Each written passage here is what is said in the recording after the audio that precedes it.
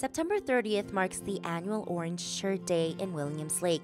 It's a time to recognize the harm and scar left behind during the residential school system, but also a time to reconciliate, which is why Anne Burrell believed art could be used as a medium to express these emotions. So really the main objective of the Art of Reconciliation was to continue the conversation about reconciliation in the community and to try to take that conversation out to people in the community who maybe wouldn't come to an event or didn't come to the Truth and Reconciliation hearings, but to try to take it out to a broader audience and engage with a section of the community that maybe wasn't already engaged in that conversation. Anne partnered up with an influential member of the First Nations community in order to provide a safe, comfortable, and understanding environment for both First Nations and non-First Nations people.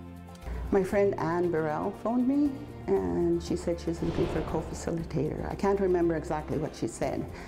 And she said, I'm starting this project and I'd like you to think about coming to co-facilitate.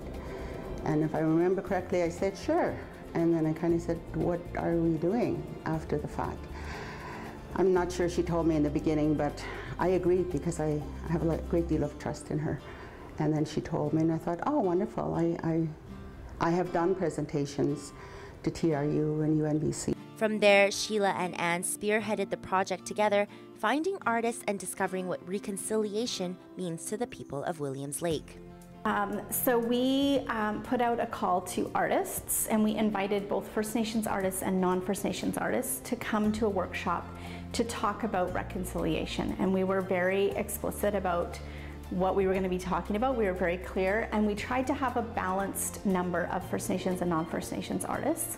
And it was an opportunity for people to hear a little bit about the history if they didn't know about that history, and get to know people sort of cross-culturally, and to talk about what does reconciliation mean to them. What does the future look like if we have reconciliation, and just to explore it a little bit. Artists were then given time to create or think of a visual representation that they'd like to make. That's when the conversation started to flow way beyond the group of artists. I thought it was really interesting. I would see people, around town, or I would bump into people, or people would come in to see me, and we had so many fascinating conversations about what people were thinking about.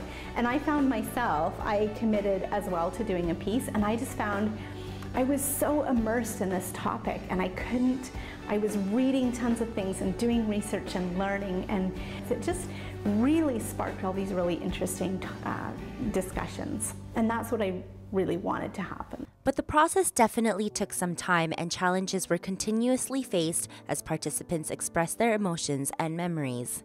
Initially, I didn't realize how long the project was going to take, and neither did I realize the amount of turmoil it was going to stir up. Because usually when I do a presentation somewhere else, it's like 5 minutes or half an hour and I'm done and I can go back. But because I wanted to be a good facilitator and a really good part of this process, I had to leave that door open.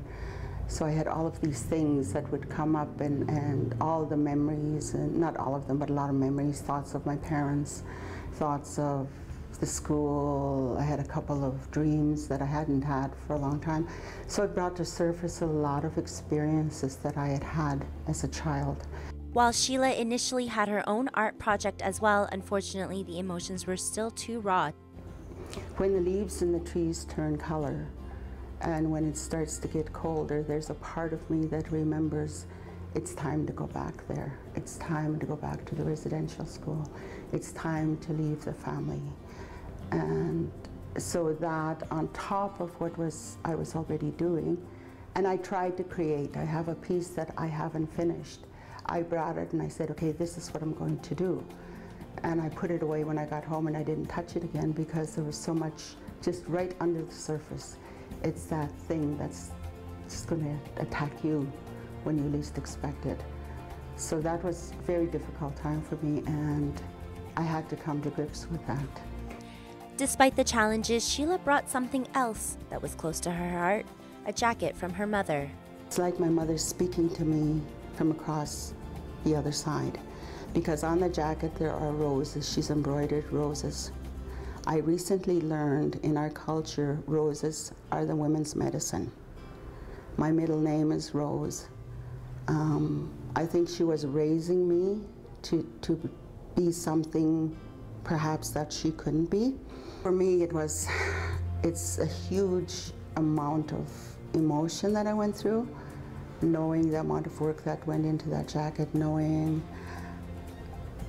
perhaps having an idea of where she was mentally and spiritually, because she was very, very much a Catholic. And for someone who's a Catholic to suicide, that's huge.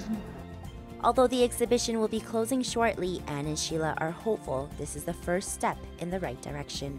For Go Williams Lake, I'm Christina Zhang.